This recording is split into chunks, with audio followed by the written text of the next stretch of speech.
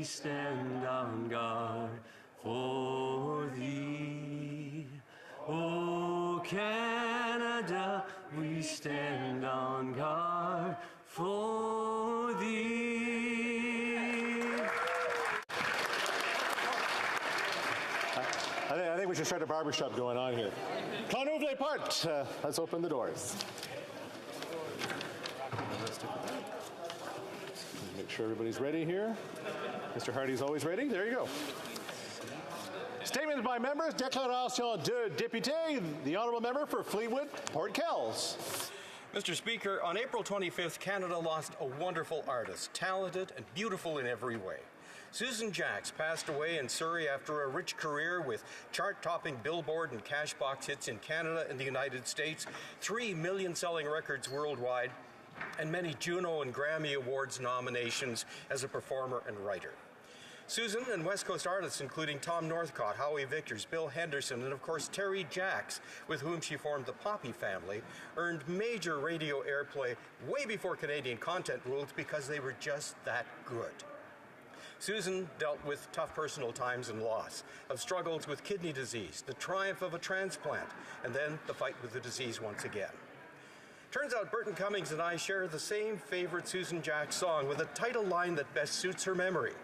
For the sun shines for those who look beyond the clouds. Enjoy your eternal sunshine, Susan. You've taken the love of your fans and friends with you. The honourable member for Edmonton Riverbend. Here.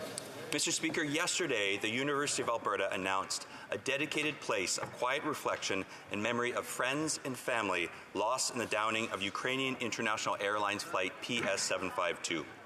As we reflect on the tragedy of this event, we're reminded of the profound effect it has had on the Edmonton Iranian family. I've met personally with families of the victims who were integral members of our community. We lost beloved university students, professors, doctors, and community volunteers. Notably, we lost parents, children, siblings, family, and friends. Mr. Speaker, this tragedy and its effects continue to be felt in Edmonton. As days and years go by, our community continues to mourn and remember those who we lost.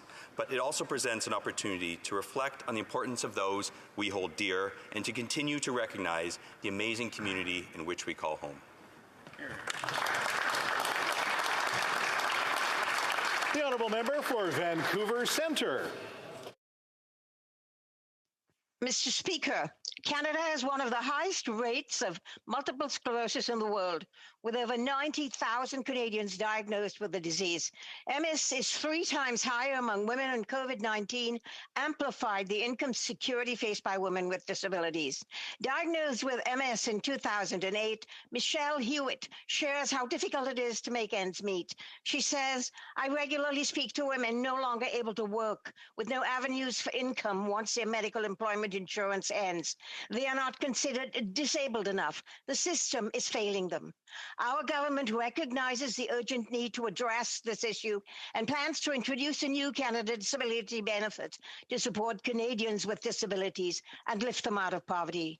Today, in honor of MS Awareness Month, I join MS Society's virtual carnation pinning campaign to support a world free of MS. I encourage all of my colleagues to wear their carnations today and join in this effort. Thank you.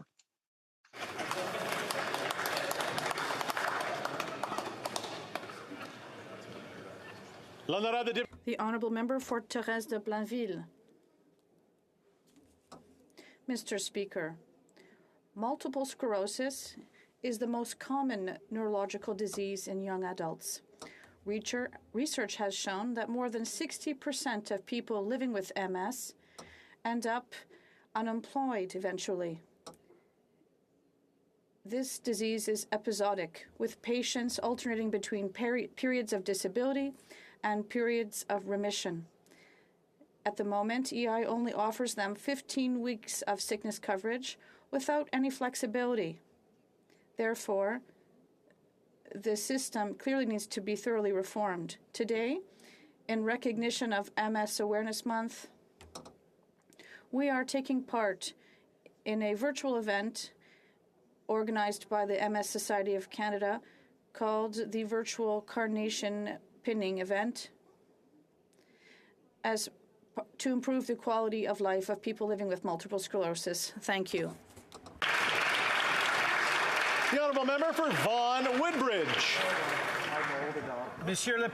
Mr. Speaker, for decades, Canada has enjoyed a close relationship with Europe and the European Union, a long-standing relationship based on shared values while striving to meet the challenges of our time. Today, we stand with the brave and resilient people of Ukraine as they defend their homeland and fight for democracy and human rights. On Europe Day, which celebrates peace and unity on May 9th, Canada's landmarks and iconic sites will be illuminated in blue and yellow, the colors of the EU and Ukraine flags. Mr. Speaker, I invite all Canadians to join me and Europeans from across Canada in celebrating the close partnership and deep ties between our country and the European Union. Thank you very much.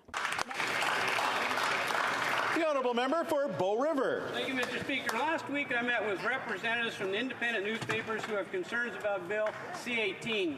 The government has poured hundreds of millions of dollars into foreign online advertising giants Facebook and Google, not local, independent Southern Alberta-owned papers, weeklies like Brooks Bulletin, Strathmore Times, Chestermere Anchor, and the Crow's Nest Pass Herald.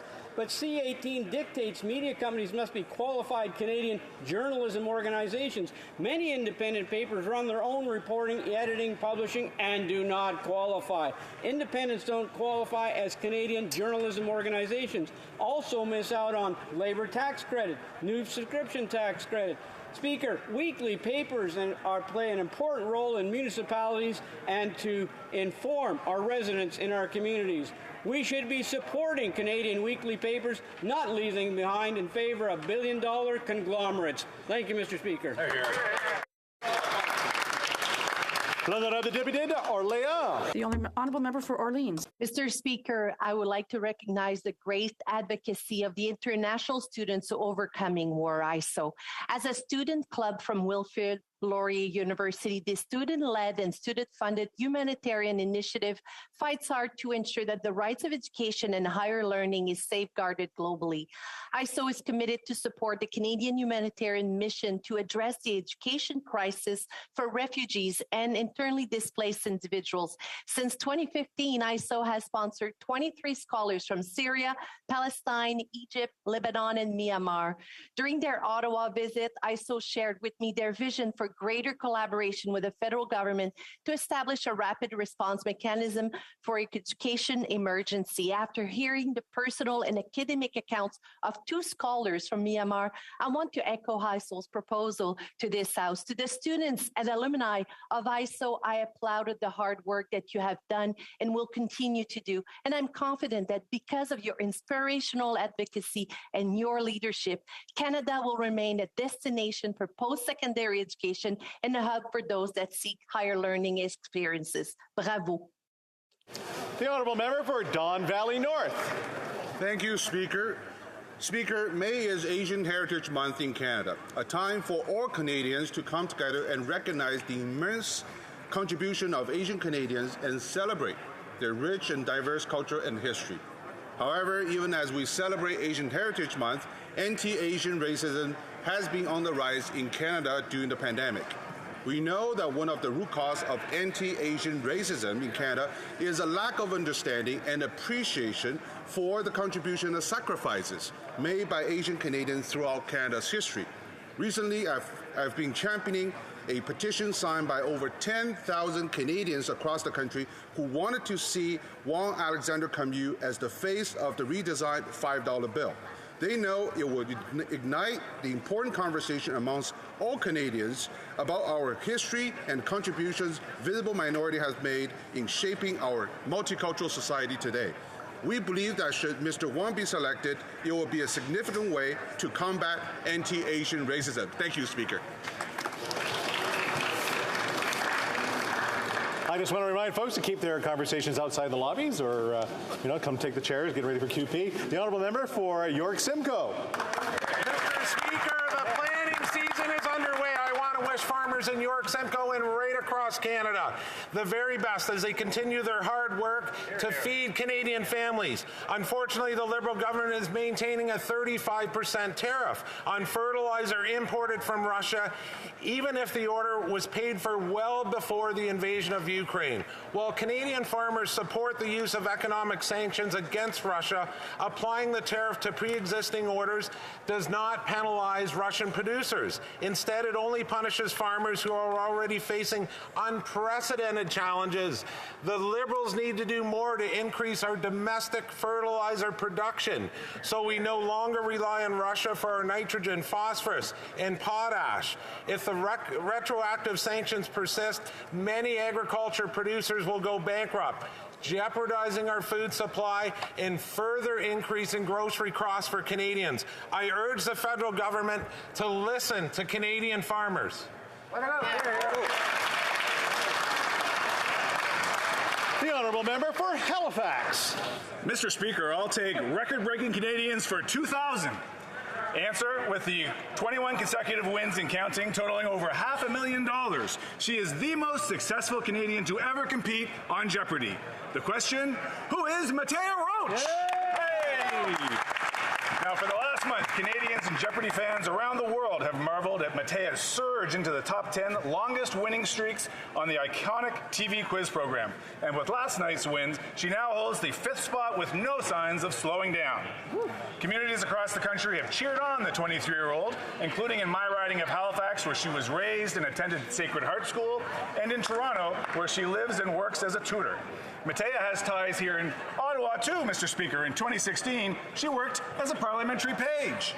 So to all members, please join me in congratulating Canada's Jeopardy super champion, Matea Roach, on her history-making performance. Mr. Speaker, I'd wager it all on the Daily Double that there's still much more to come.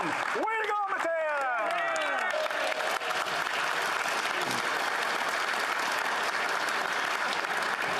And I'm sure the colleagues from Cape Breton would be claiming her as well. So, the honourable member for Haliburton, Kawartha Lakes, Brock.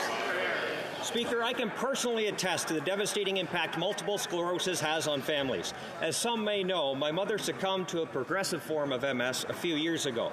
I can still remember that impact that diagnosis had on her, from coming to terms with the news to planning home renovations that included a wheelchair ramp and accessible bathroom.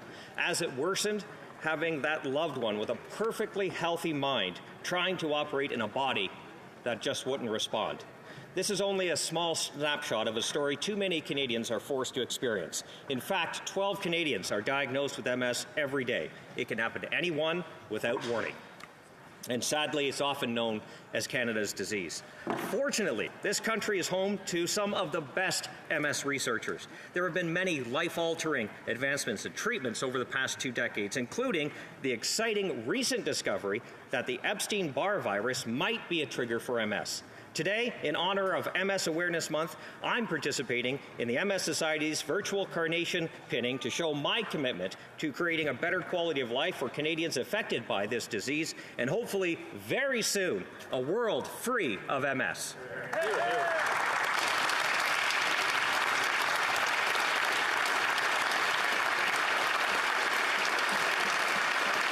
The honourable member for Edmonton, Wetaskiwin. Mr. Speaker, this week is Mental Health Week, and this year's theme is empathy. Now, of course, this is an interesting place and time to be making a statement on empathy. How do we, not just politicians, but all Canadians, passionately debate critical issues in a way that doesn't relentlessly chip away at our collective mental health? For starters, I'd argue that we all need to scale down the verbal bombardment of one another from behind digital barricades. We need to listen. And listening needs to be more than skimming through responses to our social media posts, virtually high-fiving those who agree and cleverly smacking down those who challenge us. This is not healthy for our democracy, and it's not healthy for us as human beings.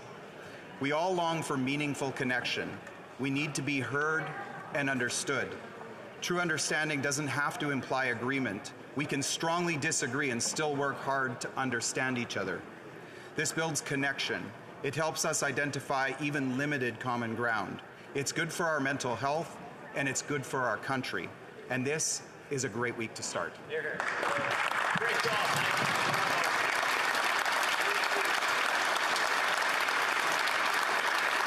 The honourable member for Burlington, the honourable member for Oakville North Burlington. Thank you, Mr. Speaker.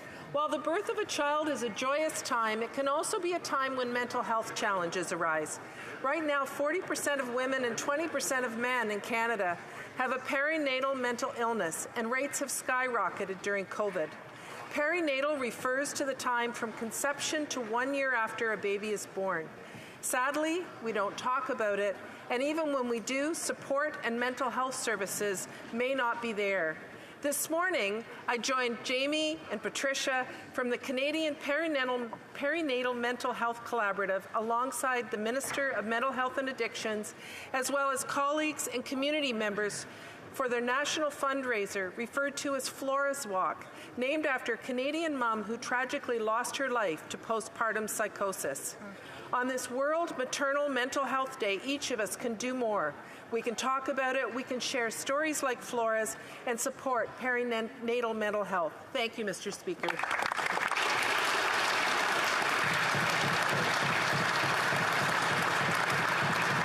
The honourable member for Winnipeg Centre.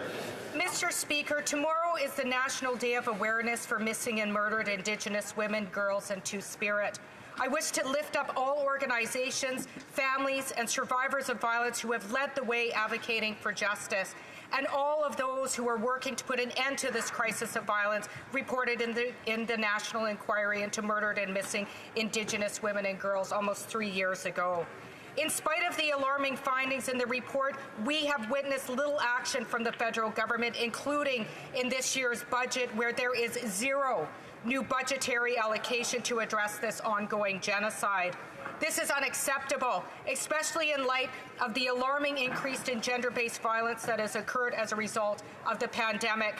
To communities, families, and survivors of violence, we stand in solidarity with you, and I commit to not allowing this genocide to fall by the wayside. I call on all members of Parliament to join me and respond to the crisis with the urgency it deserves. Thank you, Mr. Speaker.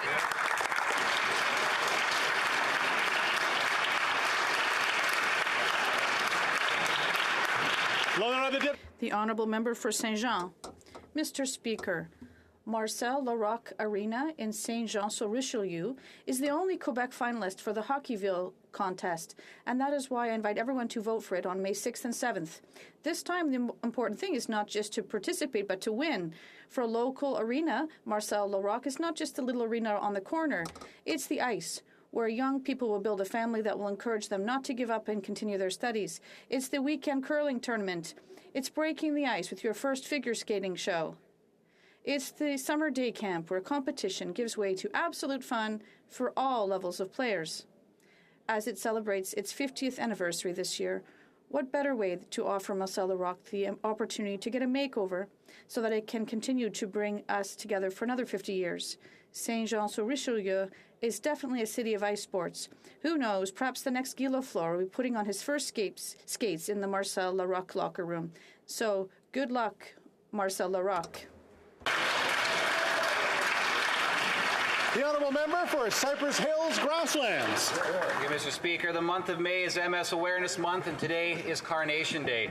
Every day in Canada, another 12 people will be diagnosed with multiple sclerosis. So I want to speak to those 12 people here today. Your diagnosis is not the end of your life as you know it. There are many people and families all across Canada who are going through and have gone through what you are dealing with here today. You are not alone in this journey. It was only a short year ago that my wife received her official MS diagnosis, and I know that the emotions of the day do run high. But thanks to the improvements in detection and treatment, my wife is working every day and continues to be the amazing wife and mother that she has always been. She is not letting MS define who she is or limit her in what she can or cannot do. In conclusion, we don't know how strong we are until being strong is all that we have left.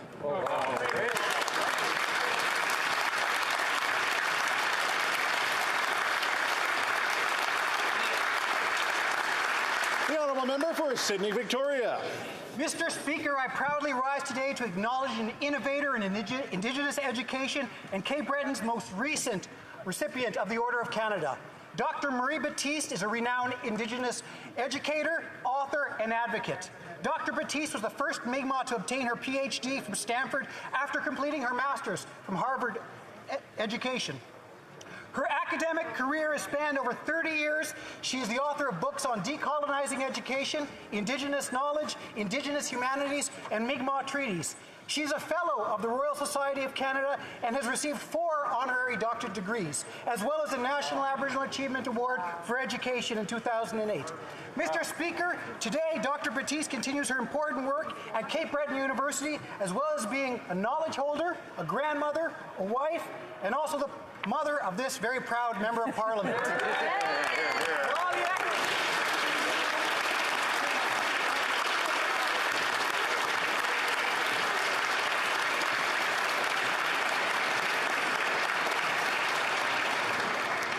Oral questions, question orale, l'honorable député.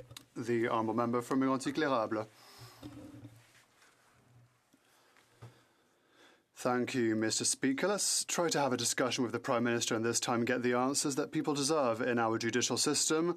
Mr. Speaker, in criminal cases, no matter when a crime was committed, when facts are reported to the police, charges can be laid against the alleged criminal.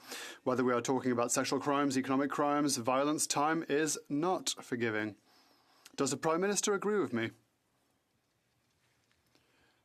The Right Honourable Prime Minister. Mr. Speaker, once again we see the Conservative Party trying to enter the stage of theatrical politics, something that was dealt with years ago.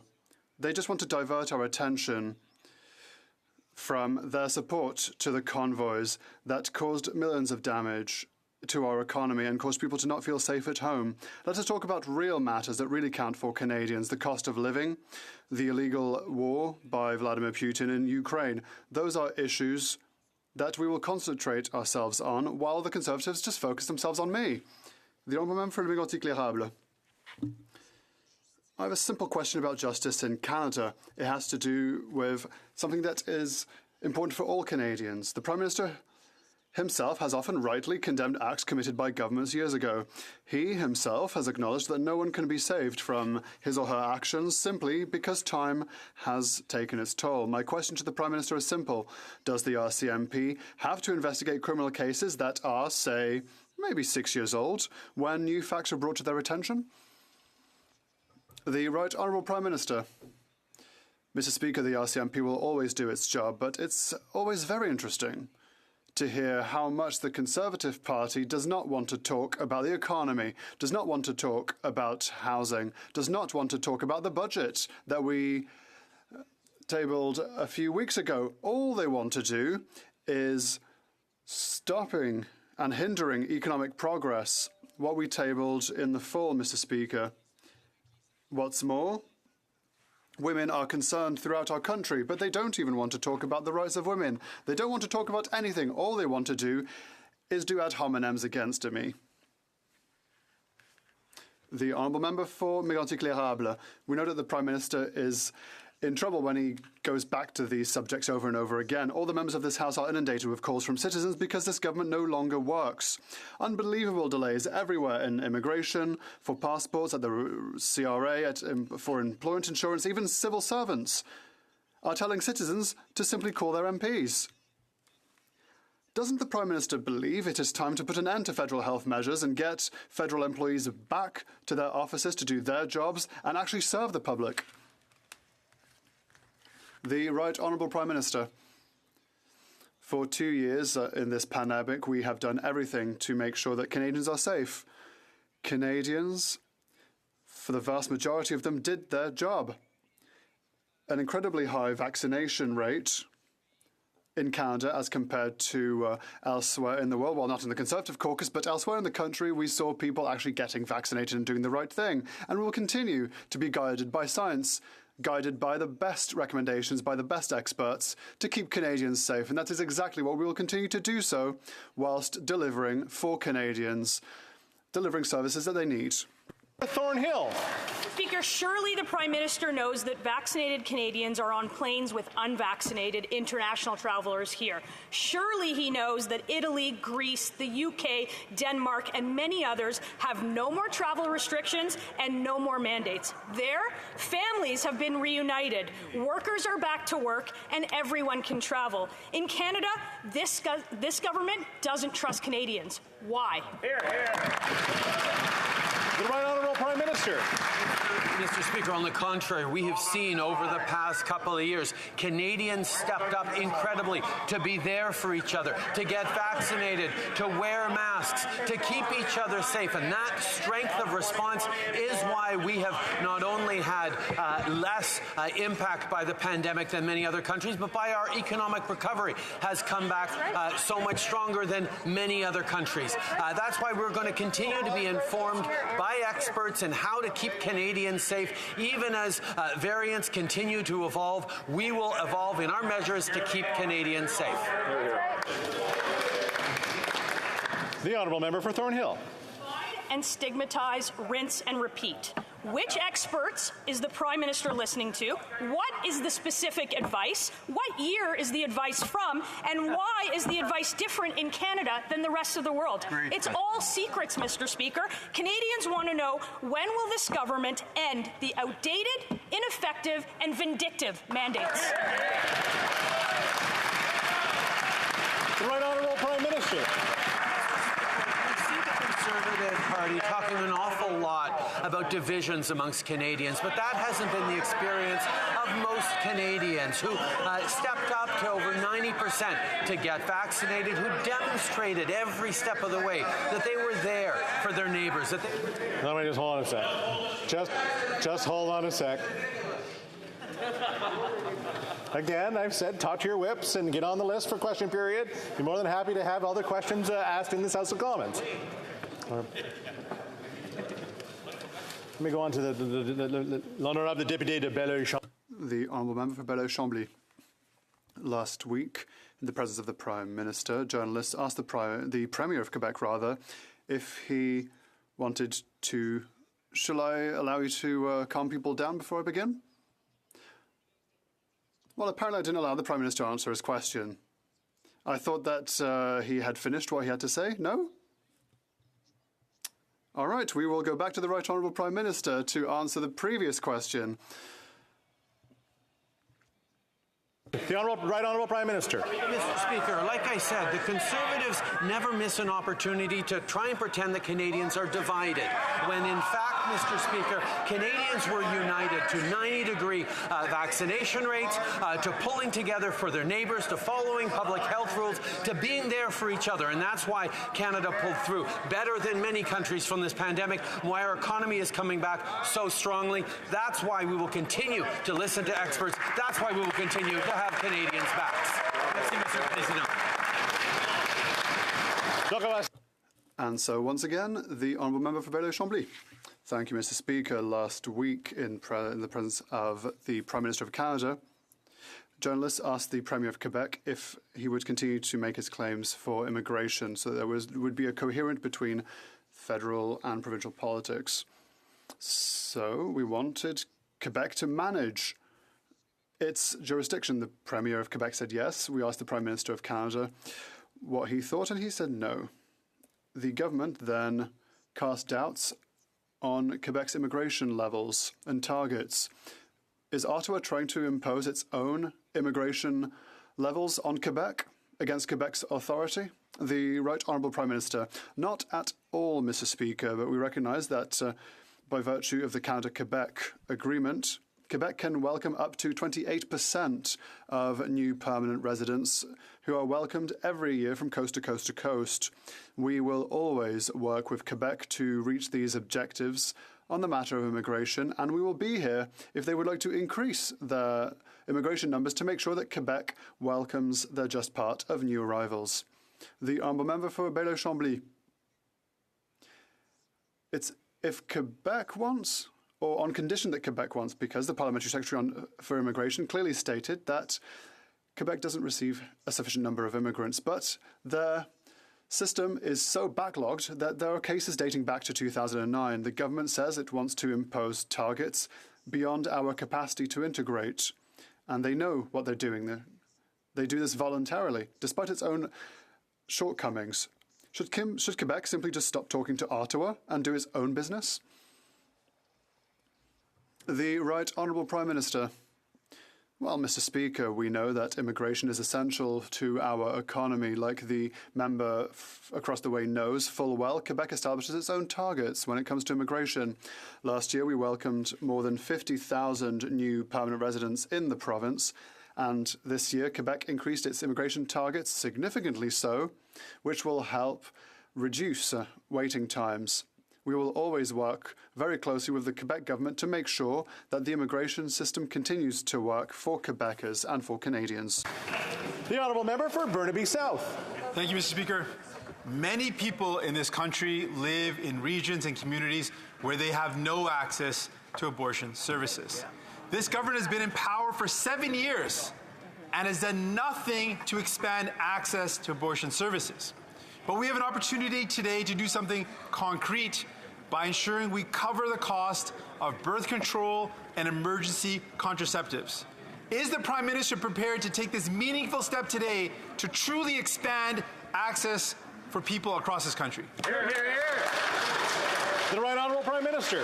Mr. Speaker, allow me to state once again in this House that the right to choose is a woman's and her right and right alone. We will never back down from protecting and promoting access to safe abortion in Canada and around the world, and we cannot take any rights, including this most fundamental one, for granted. To all Canadians, we must be active, vigilant, and speak out, and this government always has and always will be there for the full range of reproductive health and rights of all women across the country.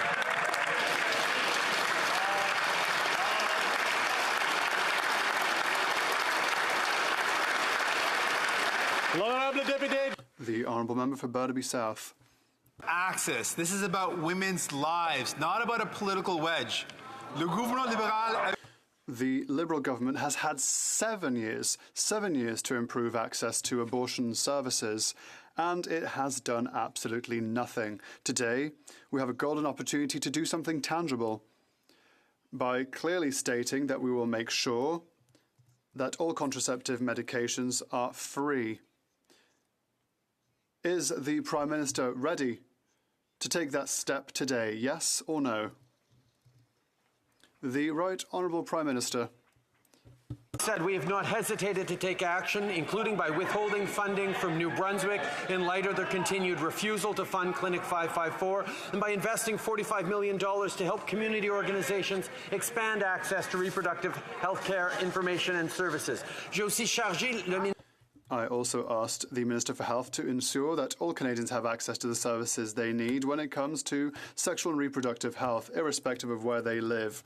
By improving compliance to the Canada Health Act, we will continue to be here and present for reproductive and sexual health services throughout the country. The honourable member for Leeds, Grenville, Thousand Islands and Rideau Lakes. Well, it's May 4th in Canada, and there are citizens that can't leave the country. They can't fly. They can't take a train. They've lost their jobs, been laid off or fired because of a health choice. It's May 4th in the United Kingdom, and citizens have been thriving without mandates for nearly 2 months because their government followed the science and made the shift from mandates and control to personal responsibility. Prime Minister Boris Johnson ended the mandates, but our Prime Minister, well, he won't.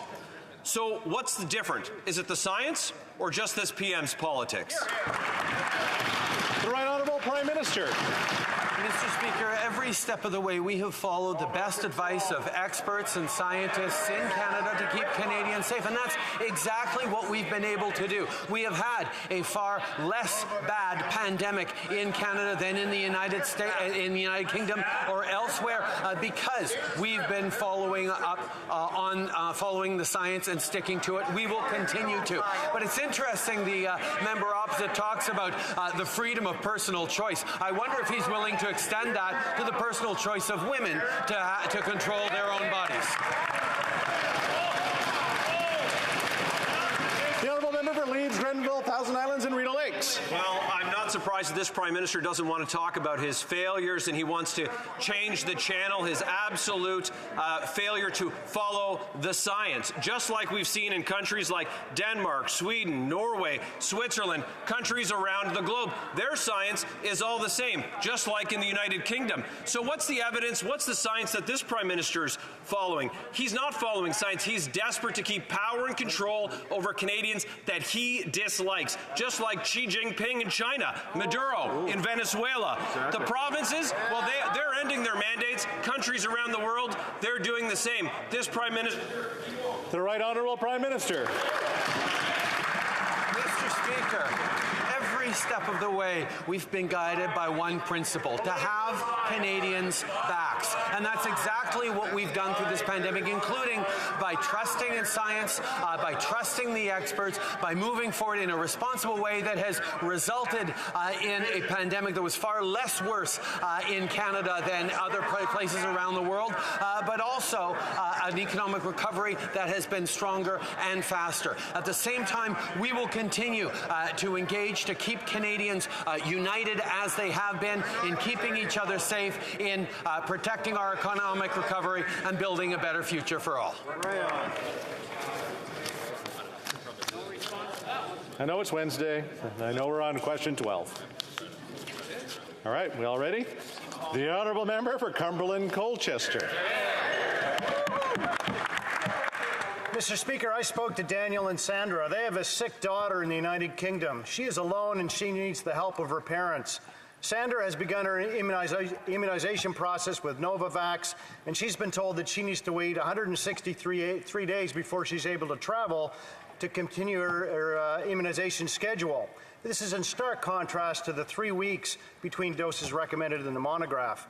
Federal vaccine mandates are punitive to Canadians who have made decisions contrary to this Prime Minister. Sandra's daughter needs help. When will the Prime Minister end the vindictive mandates and allow Canadians to travel freely? The Right Honourable Prime Minister. Mr. Speaker, I can't help but pause on the language that the Conservative Party continues to use around vaccinations. Words like punitive, words like vindictive. When we know the vaccines have saved billions of lives around the world through this pandemic. The Conservative Party continues its attack on science, continues its attacks on experts. We will continue to follow the science and keep Canadians safe. That's how we have Canadians' backs, Mr. Speaker. That was embarrassing. Okay? I mean, I just trying to keep it down, try to keep it quiet, so we can hear the answers, we can hear these questions. The respect for the questions as much as the respect for the answers. The Honourable Member of Cumberland Colchester.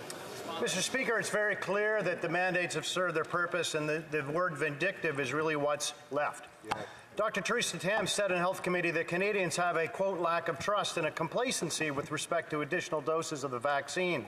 This, of course, is not terribly surprising, given the disparaging language that the Prime Minister has used to describe those who disagree with him. Misogynist, racist, taking up space. We've also heard the decision to end federal mandate is a cabinet-level decision.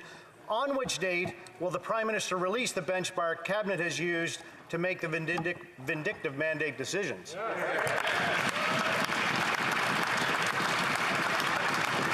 The Right Honourable Prime Minister. Mr. Speaker, I find it interesting to hear a Conservative member talking about the fact that the mandates actually served their purpose. That is a big step up from the Conservative Party to actually recognize that mandates served a purpose in keeping Canadians safe.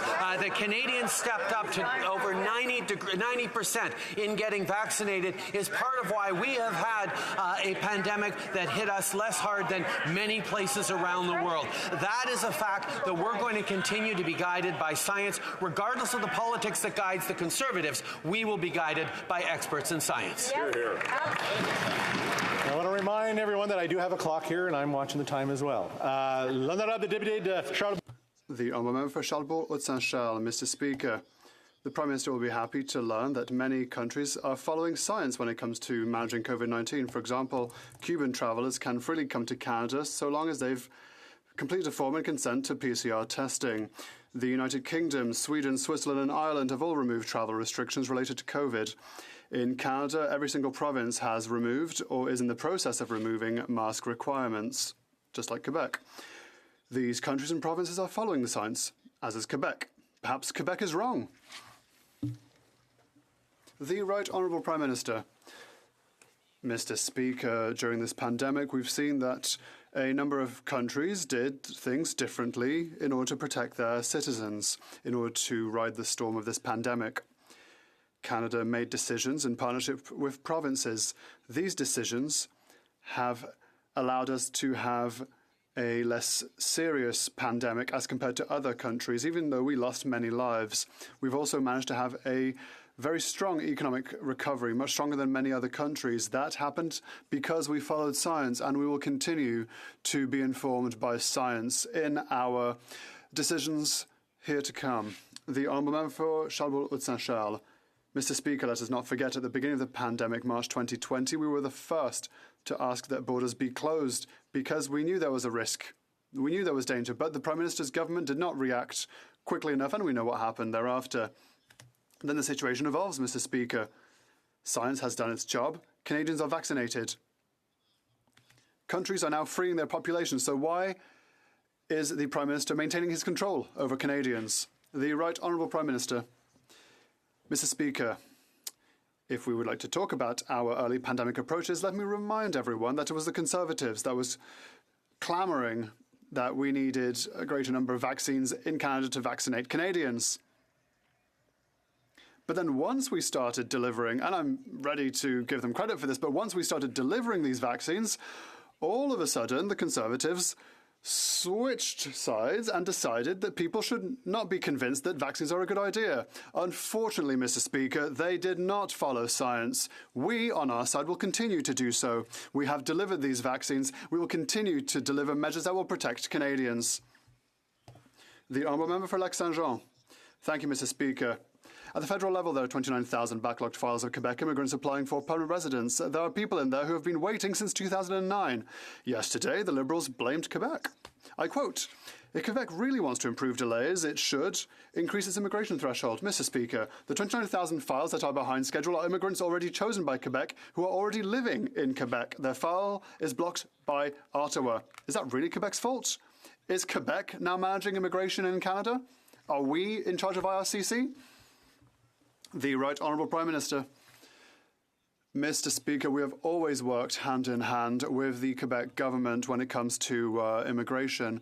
We are here to process files as quickly as possible. Yes, it would be great if Quebec would send us a greater number of files. We would be able to allow more immigration for them, but that is the kind of work that is being done continuously. Last year, we welcomed over 50,000 new permanent residents in the province of Quebec. And good news, this year, Quebec has increased its target significantly, and we will continue to work in order to deliver. The federal government is always ready to do more when it comes to immigration.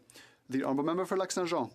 Mr. Speaker, no, Quebec does not manage immigration in Canada, but perhaps it should. If Quebec had all the powers in immigration, an immigrant chosen by Quebec would have his or her permanent residence handed to him or her on a silver platter.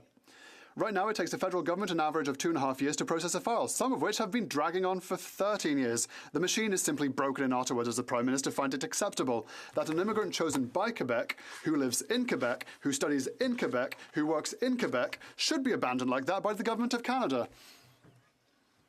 The Right Honourable Prime Minister.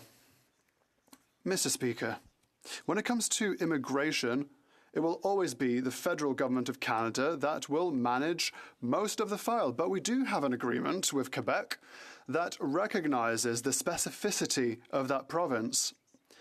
I know that it's unfortunate for my friend from the bloc, but Quebec isn't its own country and will never be its own country. So they won't be able to manage their own immigration system. Canada will continue to do its work. And we will therefore continue to have a partnership with the federal government and the provincial government of Quebec.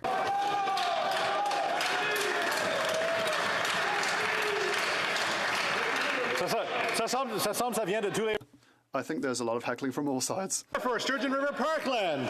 Mr. Speaker, Canadians are rightly concerned about this Liberal government's political interference with the inquiry into the Emergencies Act. The Prime Minister has refused to turn over key evidence that Cabinet used to justify invoking extraordinary powers, and questions remain on how and why they selected Justice Rouleau to head the inquiry. Can the Prime Minister clear the air and confirm to this House, did any minister or member of their political staff speak with Justice Rouleau about the inquiry before his appointment? Yes or no? The Right Honourable Prime Minister. Mr. Speaker, when we invoked the Emergencies Act, we ensured that it was done in a proportional and time-limited way to enable to have the kind of restoring of order that we needed in Canada while maintaining people's confidence in the transparency and the accountability of democracy. That's why we move forward with the Parliamentary Committee. That's why we've moved forward with a national public inquiry as required to be able to give that full transparency. I can understand the Conservatives are concerned about this, Mr. Speaker. They're worried that it's going to show the level to which their support for these blockaders contributed to the difficulties for so many Canadians. The Honourable Member for Renfrew, Nipissing, Pembroke. Mr. Speaker, the government must invoke the National Defence Act to use the military for civilian law enforcement. The government insists it did not deploy the military during the February demonstrations in Ottawa. Now we know surveillance flights were conducted over Ottawa at that time. Did the government invoke any statute to deploy the Canadian Armed Forces in this manner, or was the surveillance conducted without lawful authority? The Right Honourable Prime Minister. Mr. Speaker, the flight in question was part of a Canadian Armed Forces training exercise that was planned prior to and was unrelated to the convoy protest. Now, Mr. Speaker, I think this is a perfect example where the official opposition in this country needs to be very careful about spreading... I'll get order. I'll let the Prime Minister restart. Right Honourable Prime Minister. Thank you, Mr. Speaker. Here is the facts, Mr. Speaker. The flight in question was part of a Canadian Armed Forces training exercise that was planned prior to and was unrelated to the convoy protest. That's the fact, Mr. Speaker. Now, what the official opposition is playing with right here is dangerously close to misinformation and disinformation when they choose to make political hay out of something that could be concerning to many people if it were true, but is simply not. And I think it's important, and it behooves all of us in this House to demonstrate responsible leadership in how we move forward. The Honourable Member for South Surrey, White Rock. Thank you, Mr. Speaker. The Prime Minister said, and I quote, "One has to be very, very cautious before deploying military in situations engaging Canadians. It is not something that anyone should enter in lightly," end quote. Yet now we have learned that Canada's special forces were operating surveillance aircraft, I'm sure they were just in training, over Ottawa during the February truckers' protests. This contradicts everything the government has said to date. Liberals didn't put soldiers on our streets, but they did put them in the air, Mr. Speaker. Wow. How can the Prime Minister justify using military assets to surveil? The Right Honourable Prime Minister. Mr. Speaker, I want Canadians to pay very careful attention to this exchange. What the member opposite just engaged in is dangerously close to misinformation and disinformation designed to gin up fears and conspiracy theories around what happened a number of months ago. It is entirely irresponsible for members of Her Majesty's loyal opposition to stray so close to misinformation and disinformation. I would ask them to be more responsible. Honourable.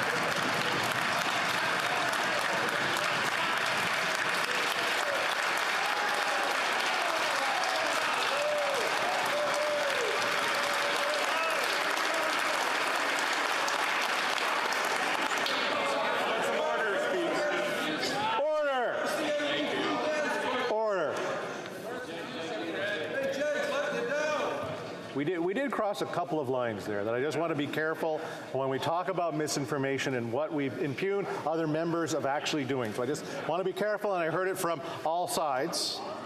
So I just want to make sure that I heard.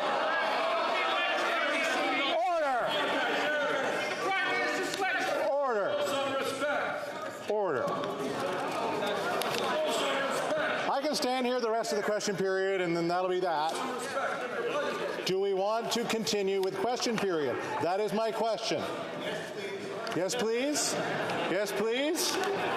Very good. The honourable member for Lethbridge. Well, if there's one thing I've learned, it's that I can hold on a sec. No, I'm still on this. I'm still on this. Out of control. We need to bring it down just a little bit so that the people watching above, the people watching it at home can understand that we're having debate that is important to Canadians. So let's bring it down.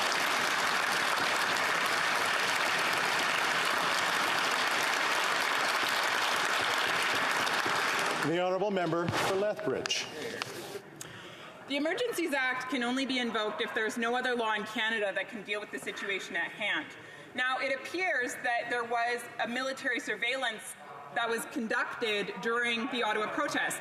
I find that very interesting, as do many Canadians, because either the government authorized this flyover, this military surveillance, without lawful authority, or they utilized another law in Canada, namely the National Defence Act, and therefore the Emergencies Act wasn't required. So which is it? Did the government conduct military surveillance illegally, or did they invoke the Emergencies Act illegitimately? The Right Honourable Prime Minister.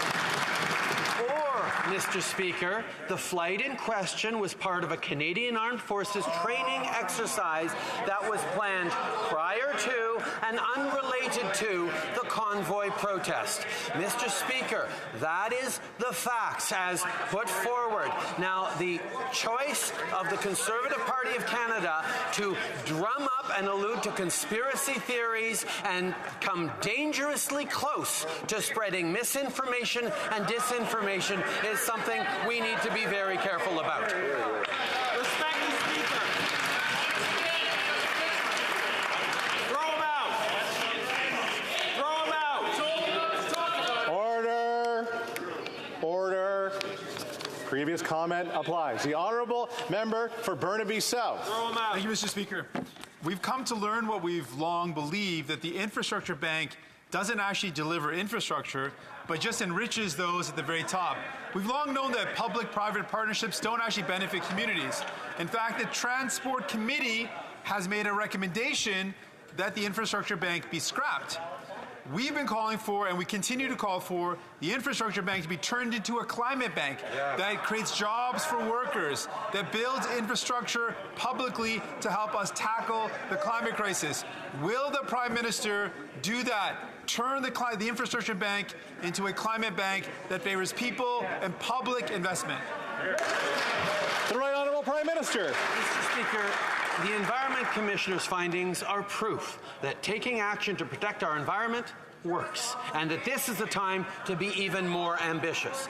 Infrastructure Canada is strengthening the climate lens it uses to assess environmental impacts of projects as we continue to build a clean, competitive economy. We will use these reports to keep delivering what Canadians expect: a healthy environment and a healthy economy. The Deputy Burnaby Sud. Reports out of New Brunswick indicate there's been a 30% increase in overdose deaths in 1 year alone. We know this is a crisis gripping the entire country. Experts have called for decriminalization as one tool to tackle this serious crisis and to save lives. We agree. In fact, we have a bill, a private member's bill, that calls for a healthcare approach instead of a criminal law approach to dealing with this crisis. Will the Prime Minister support our bill and save lives? The Right Honourable Prime Minister.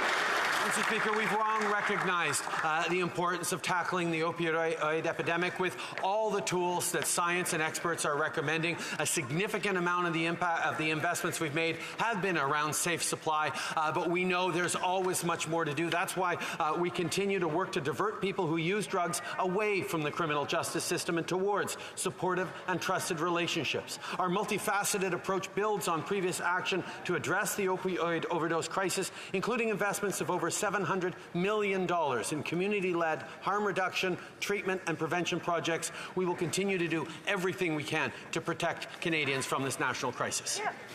The honourable member for Brampton South.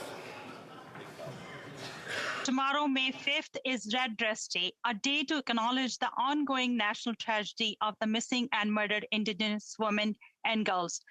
To enact the call to justice from the final report of the MMIWG Commission, it is perfectly clear that all communities need to see concrete actions to enact the National Action Plan and to ensure women are protected and safe anywhere in the country.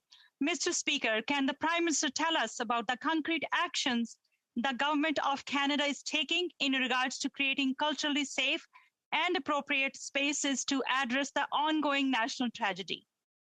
The Right Honourable Prime Minister. Mr. Speaker, I want to begin by thanking the member for Brampton South for her hard work and for important questions. Our government is committed to working alongside Indigenous partners and survivors to end violence against Indigenous women, girls, and 2S LGBTQIA+ people in Canada and the tragedy of MMIWG. That's why we invested over $100 million in Budget 2021 to re-establish and revitalize Indigenous cultural spaces, which responds to Call for Justice 2.3. This work has begun, for example, in the Gitsin Indian Band in BC with funding for the construction of a traditional pit home and museum facility that the community has long advocated for as well. The honourable member for Edmonton Riverbend. In the last 3 years, Mr. Speaker, this government's first-time homebuyers program has only approved 13,000 applications.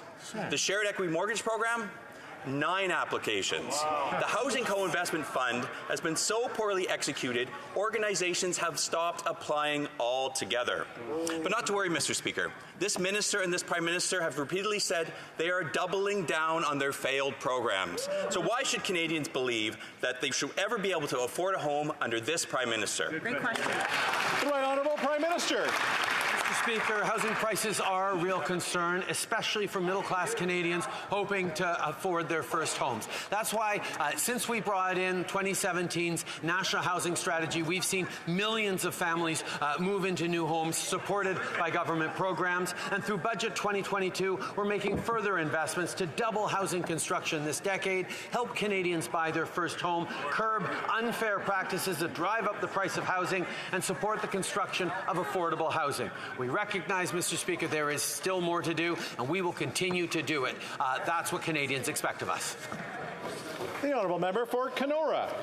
Well, Mr. Speaker, it used to be the case that if you worked hard, got a good job, and saved up for it, you could expect to afford a home in Canada. Right. But this government's housing strategy has been to spend more money creating more bureaucratic programs that have actually caused housing prices to double since they have taken office.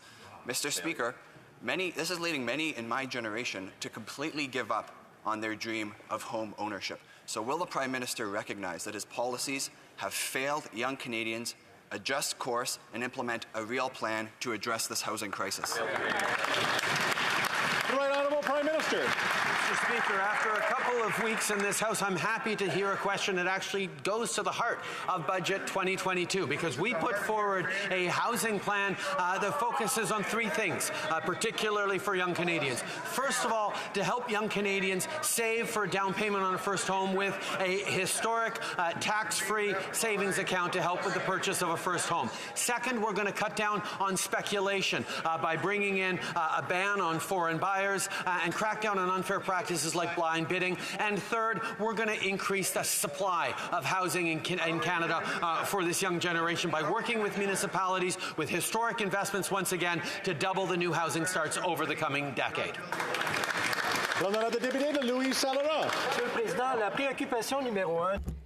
Mr. Speaker, the thing that's concerning Canadians in Papineau, Louis Saint Laurent, and everywhere in Canada is inflation. the cost of living keeps going up. We now see that we've reached 6.7%. That's unacceptable. And in France, it's much less bad, only 4.1%. Why? Well, for example, France has frozen tariffs. We know that this government doesn't care about that kind of thing. It's increased the carbon tax. Could this Prime Minister rise and tell Canadians that he will freeze tariffs? The Right Honourable Prime Minister. Mr. Speaker, I'm disappointed to hear from one of our Quebec colleagues that he's against a price on pollution. We know that placing a price on pollution and making sure that it's not free to pollute is important for people in Papineau and for people throughout Canada. We know that pricing pollution is the right thing to do for the years and generations to come. And at the same time, Mr. Speaker, we are investing to give more money back to the provinces where we are pricing pollution, and we are also investing in families, for example, with childcare spots.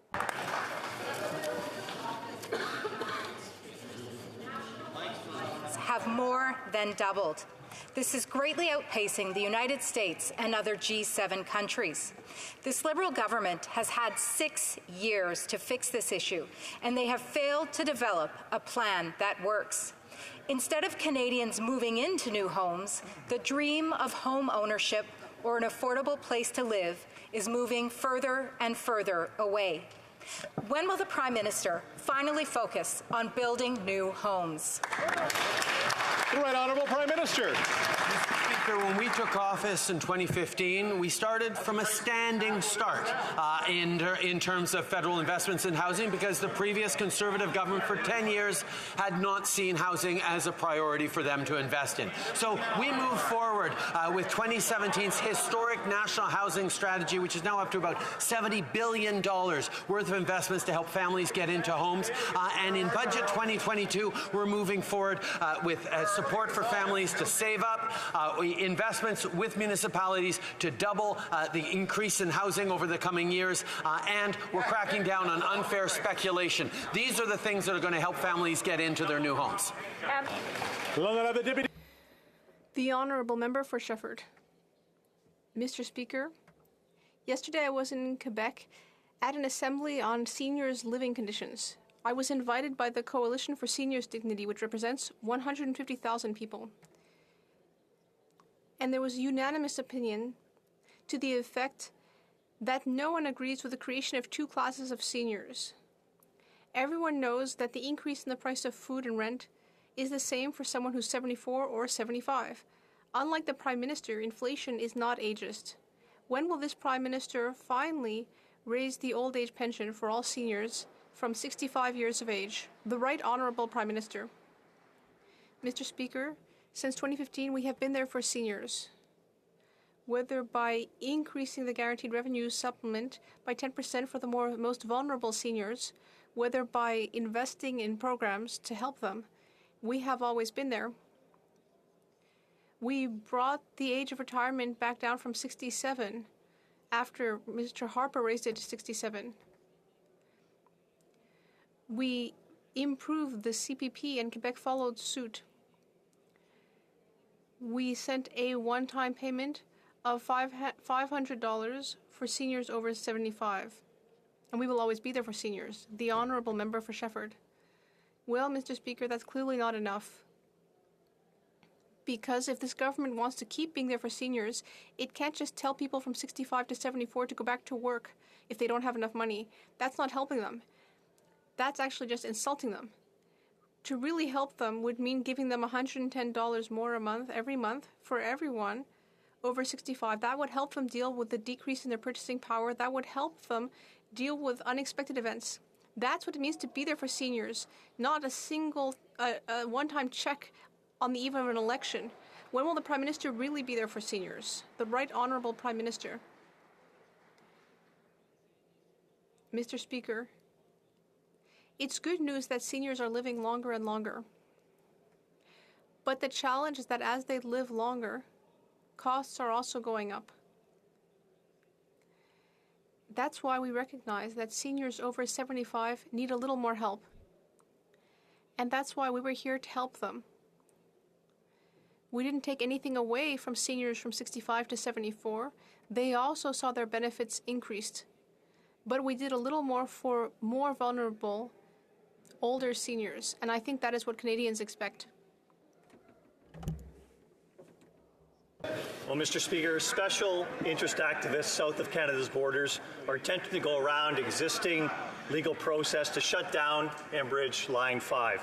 Now, Line 5 supplies 540,000 barrels of oil per day that fuels the economies of Ontario and Quebec and is governed by the terms of the Transit Pipeline Treaty between Canada and the United States. Yet the Prime Minister says he's not interested in enforcing the terms of this treaty. This is critical.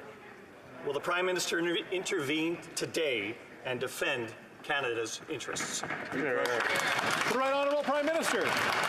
Mr. Speaker, Line 5 is a critical piece of infrastructure for both Canada and the United States, and that's why we have been consistently and continually advocating for its continued operation with the government of Michigan, with the federal government in the United States, and continue to demonstrate how important our energy partnership is across the border. We continue to be there to defend the interests of Canadians and of people in northeastern United States. We will continue to be there to ensure that we're working as true partners on energy security for everyone across North America. That's right. The Honourable Member for Calgary Centre. Well, energy security is what we need, Mr. Speaker, but this pipeline has seen repeated attempts to shut it down. Last year, the government filed its brief with the U.S. court on a different attempt to shut down Line 5. Now it's pretending that there is no Canadian interest at stake in losing 540,000 barrels per day of critical energy delivery. Something has changed to the Prime Minister. Is silence on Line 5 the price of buying the NDP support for your government? Wow. The Right Honourable Prime Minister. Mr. Speaker, once again, we see Conservatives trying to invent conspiracy theories where there simply are none. We have consistently advocated for Line 5, continually pressured both the company and the state of Michigan to resolve their differences. We've continually advocated in the United States at the highest levels in Washington, and will continue to, Mr. Speaker. This is something that we take very seriously, and we will continue to be there to fight for it. The Honourable Member for Lambton Kent Middlesex. Speaker, the Line 5 pipeline is the energy lifeline for Southern Ontario and Toronto. Millions of jobs in Canada depend on affordable gas, and this pipeline is a vital link that directly impacts thousands of jobs in my riding. The imminent shutdown of this pipeline will mean shortages at the pumps and the doubling of gas prices. Speaker, will the Prime Minister deviate from his usual lack of leadership and ensure Canadians that Line 5 will not be shut down? Hear, hear. The Right Honourable Prime Minister. Mr. Speaker, Line 5 is critical infrastructure for Canada and for the United States. We've taken strong steps to defend Line 5, including by formally invoking the bilateral pipeline treaty. I've raised Line 5 directly with President Biden, where I've emphasized its importance to the Canadian economy and North American energy security.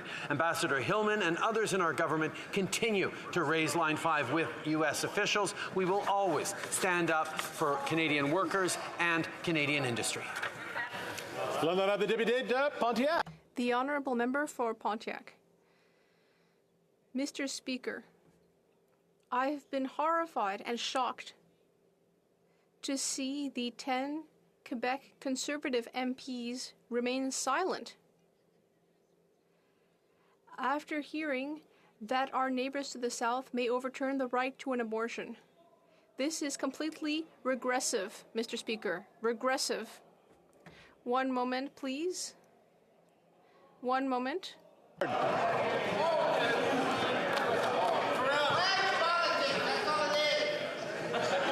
Administration of government. Order.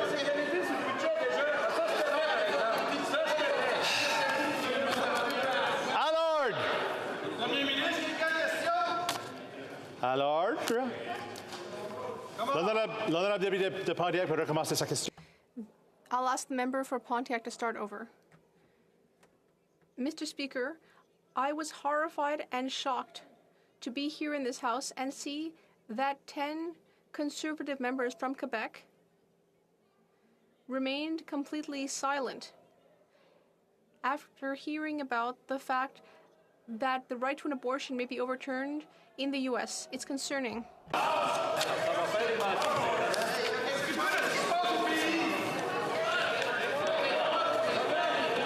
À l'ordre. Tout le monde à l'ordre. S'il te plaît. S'il vous plaît. Je sais pas quoi ce que dans l'air aujourd'hui. I don't know what's in the air today. I know that it's a question period, but it's also answer period. The honourable member for Pontiac.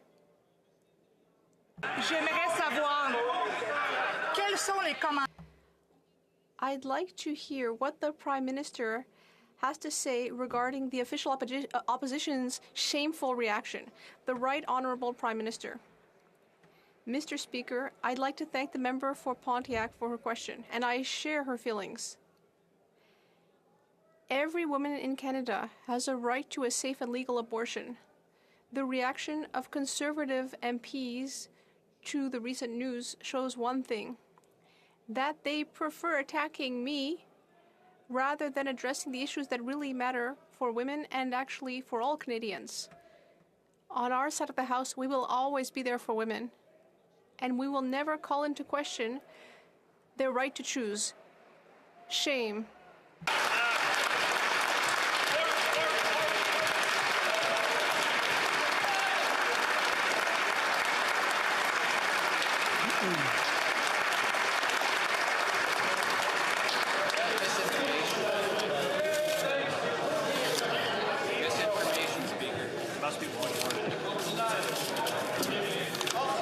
And I thought this was going to be a good question period.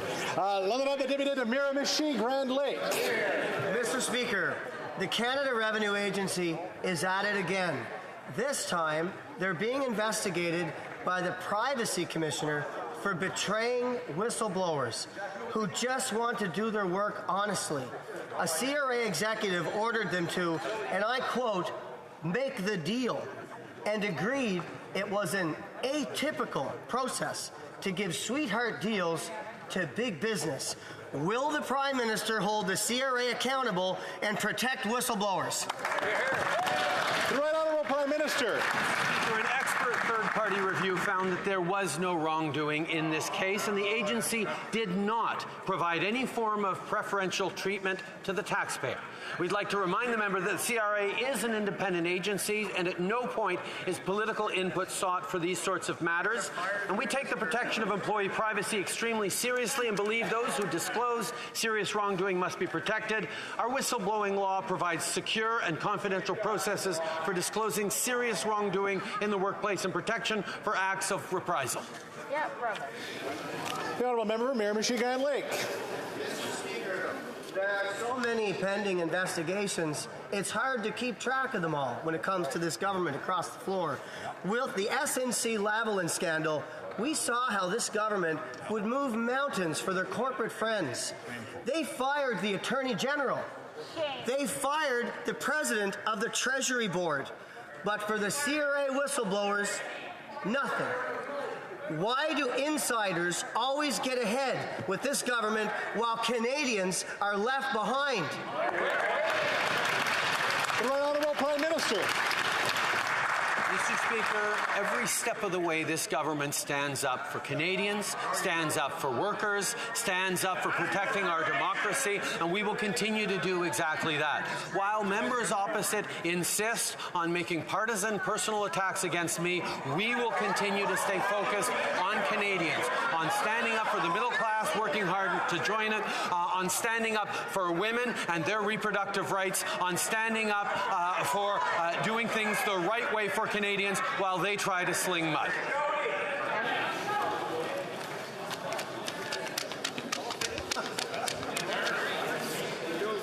All right. The honourable member for Central Okanagan, Similkameen Nicola. Mr. Speaker, last year the Prime Minister flew to Tofino on the National Day for Truth and Reconciliation, and it was reported that he stayed in an $18 million surf mansion whose owner's name was found in the Paradise Papers. Unbelievable. Now we hear media reports that high-ranking Canada Revenue Agency officials are making sweetheart deals with big business so they don't pay their fair share of tax. Can the Prime Minister please explain how he came to be in a home owned by someone referenced in the Paradise Papers? Who arranged that? The Right Honourable Prime Minister. Mr. Speaker, once again, we see Conservatives choosing to sling mud, to play partisan attacks, and to focus on me while we stay focused on Canadians. In regards to the accusations on the CRA, an expert third-party review found that there was no wrongdoing in that particular case and that the agency did not provide any form of preferential treatment to the taxpayer. We will continue to make sure that everyone pays their fair share of taxes. We will continue to stand up for Canadians, while Conservatives choose to focus on me. We'll focus on Canadians. The honourable member for Kitchener-Conestoga.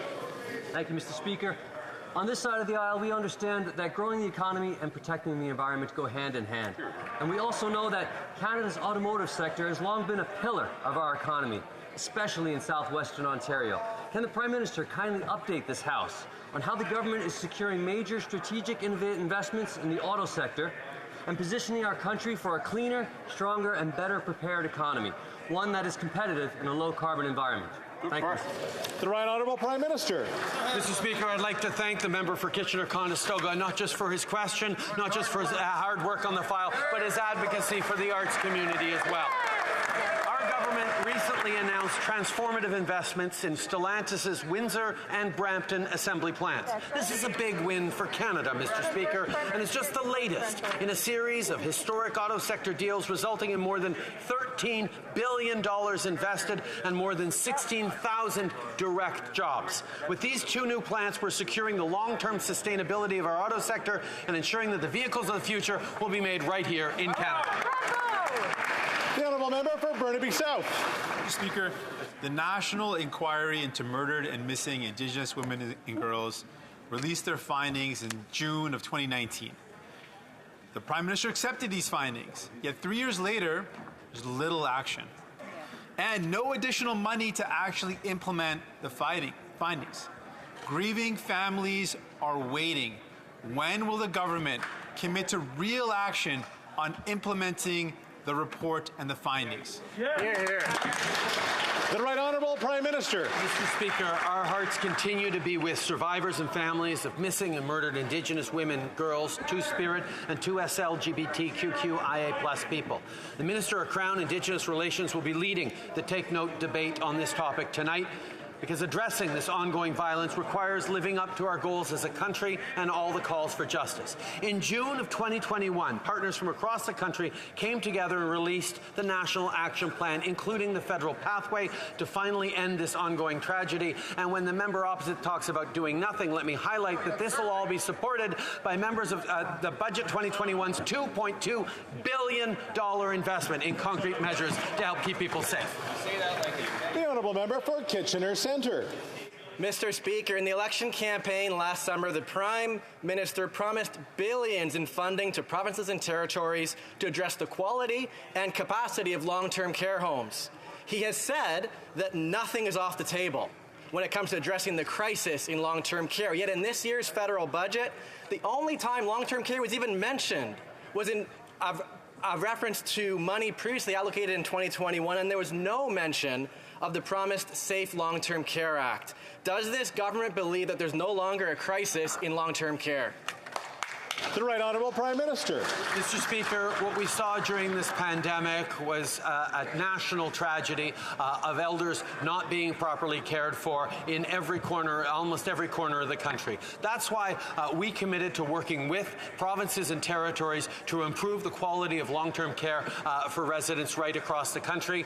We're continuing to move forward, working with and recognizing the jurisdiction of provinces, but also knowing that the federal government also has a role role to play in ensuring that every senior in this country is treated with the dignity and care that they so richly deserve. And that's all the time we have for questioning period today. And I'm seeing we have a number of points of order, I'm guessing. I would like to recognize the Honourable Member for La Prairie to kick things off. After the question asked by the member for Pontiac, the Prime Minister answered his answer by saying, "Shame on Quebecers. We checked, we listened to it, that's what we heard." So, of course, I would like him to withdraw his statement. The Right Honourable Prime Minister. Mr. Speaker, in the emotion, I forgot a word. It was shame on the Quebec Conservatives. Order.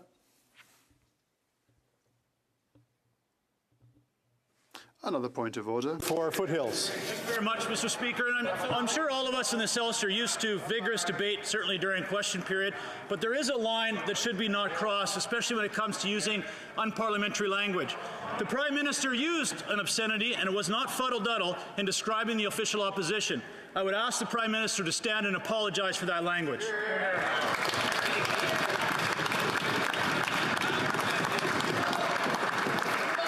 I can say during question period there was a number of things that was flying back and forth. I did not hear what the Prime Minister said, but all I can say is I heard a number of lies on this side as well. So those are things that should not be said in this House of Commons. And as I said before, during question period, to follow some decorum in this House of Commons, to watch what we're saying to each other so that we reflect what Canadians want in this House of Commons. I thank the member for his intervention. The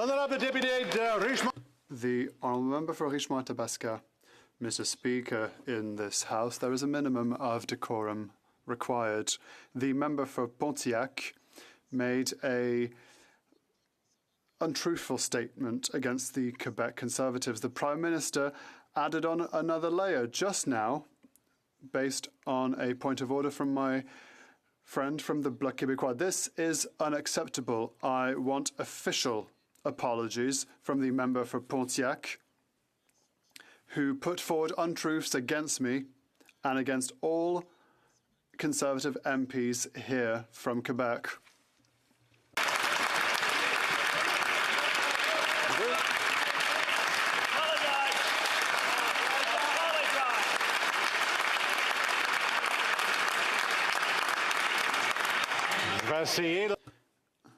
The Honourable Member for Pontiac. I'm here in the House when the Liberal Party, when opposition parties, apart from the official opposition, rose. It's either yes or no. It's not a question of debate. Sandwich Gulf Islands. Mr. Speaker, I rise only to say...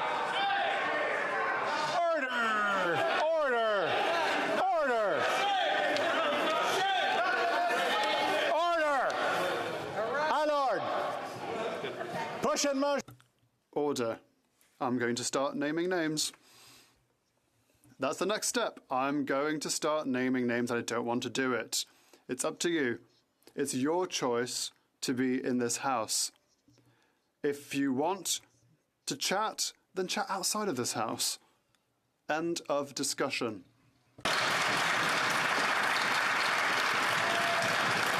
The Honourable Member for Saanich Gulf Islands. Mr. Speaker, what you've just said resolves what I wanted to say when the members say we can't hear the Prime Minister from this end with, Mr. Speaker, with my microphone fully up to full volume. I couldn't hear what the Prime Minister was saying either. Now,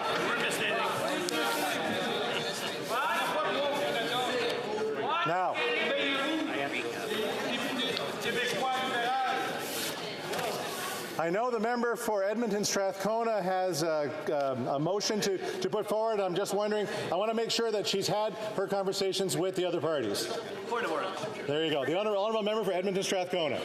Perhaps this can bring a little bit of decorum to the room. I believe that I have unanimous consent for the following motions. That, given that A, rates have increased from 1 in 5 to 1 in 3 women for perinatal depression and 1 in 2 women for perinatal anxiety during COVID-19 pandemic in Canada. that Black, Indigenous, people of color, people with disabilities, gender and sexual minority populations experience higher rates of perinatal mental illness, that a study by the Canadian Perinatal Mental Health Collaborative shows that 95% of healthcare practitioners believe perinatal mental health services in Canada are insufficient, and that advocates are calling for a national perinatal mental health strategy. The House reaffirmed its decision of May 5th, 2021, that the government should develop a national perinatal mental health strategy and follow other countries in recognizing the first Wednesday of May annually as World Maternal Mental Health Day. Yeah. Thank you, Mr. Speaker.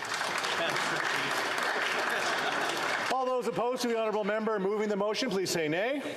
Yeah. The House has heard the terms of the motion. All those opposed to the motion will please say nay. Am I hearing a nay? I've heard a nay. Unfortunately, we can't continue. All right. The honourable member for Louis Saint Laurent. Mr. Speaker, there's 1,000 different ways to attack one's adversary. Unfortunately, during question period, Mr. Speaker, the member for Pontiac made statements that are simply not true and do not correspond with the truth. The Deputy Prime Minister made a statement, and some Quebec MPs applauded. Some made statements, some went to social media, as the member for Richmond-Athabasca did. Mr. Speaker, we all know parliamentary rules and procedures. You cannot simply state the opposite of the truth. People supported the Deputy Prime Minister. I believe, Mr. Speaker, that the member for Pontiac has erred. I hold the hand of dignity out to her so that she may rectify the situation. At the same time, I think we have the day. The honourable member for Pontiac. Yesterday, when the news dropped that our neighbours from the south are examining the possibility of annulling the right to abortion, here in this very House, a number of members of this House stood in support of American women. What is happening in the States is regressive. It's retrograde. It's a regressive policy. And so, MPs, especially in Quebec, have to rise, and no one should have sat down. We have to support.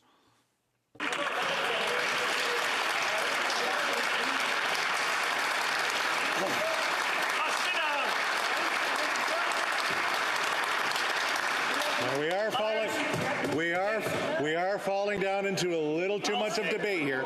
The Honourable House Leader for the Official Opposition. Hopefully we'll find some calm here. Thank you, Mr. Speaker. Mr. Speaker, I'm going to respectfully ask that you check Hansard. The honourable member from Foothills rose about the Prime Minister using unparliamentary language, and I can assure you, we all heard it.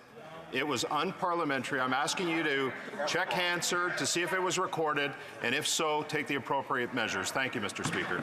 We will check Hansard, and we will return to the House. The Honourable Parliamentary Secretary to the Government House Leader. Same point of order, Mr. Speaker. In fairness, I think maybe while you're perusing, you should check on what was said on all sides of the House and provide a detailed report in terms of the names of the individuals and the words that they would have used. Exactly. No, sure, the Honourable House Leader for the Official Opposition. I can assure you, Mr. Speaker, that there was nobody on this side of the House that dropped an F-bomb in this place. I can assure you of that.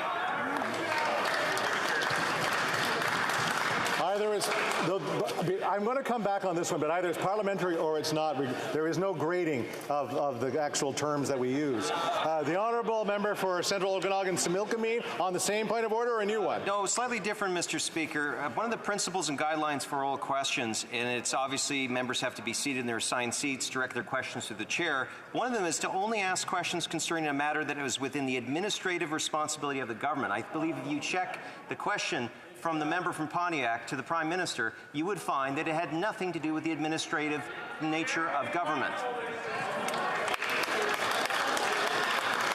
All right. Thank you for that intervention as well, and we will come back to the House with a response to that as well. Not the way. All right, let's continue on to, the Honourable Member for Sanders Gulf Islands. I'd like to place on the record that I had the same concern about the question from the Honourable Member from Pontiac, and I support the point made by the Honourable Member for South Okanagan, Similkameen Nicollet. All right. Okay, let's move on to something else. Try to keep our minds off of this for a little bit. Speaker Bosley passed away, and we're going to do a round. The Honourable Member for Cardigan, the Minister of Veterans. Mr. Speaker, I rise today to speak about the life of former Speaker and Member of Parliament John Bosley, who sadly passed away last week. Having served in this place for quite a few years, I had the privilege of serving with John from 1988 to 1993. Although we sat across the aisle from each other, I had the utmost respect for one to step up in the name of service for their community, country, and John was no exception. John proudly served the constituency of Don Valley West from 1979 until 1993. And no doubt, Mr. Speaker, he had a front row seat to some of the most pivotal events in the history of our country. However, John is perhaps remembered for his time as the 31st Speaker of the House, where he served from 1984 to 1986. Mr. Speaker, as you know all too well, it is no easy task to keep this place in check. We have all been called here with a sense of duty and service, and we want to do the right by our constituents and fellow Canadians. This can certainly be lead to a lively debate, even at the best of times. As Speaker, John wanted members to treat this place and each other with the level of respect and decorum that is expected while serving in this chamber. Although I was not yet serving here during the time as Speaker, I heard he was no stranger to occasionally tossing a member out of the House if he didn't behave. John also made some significant changes which make us here today should be very thankful, because it included shorter questions, more relevant questions during question period.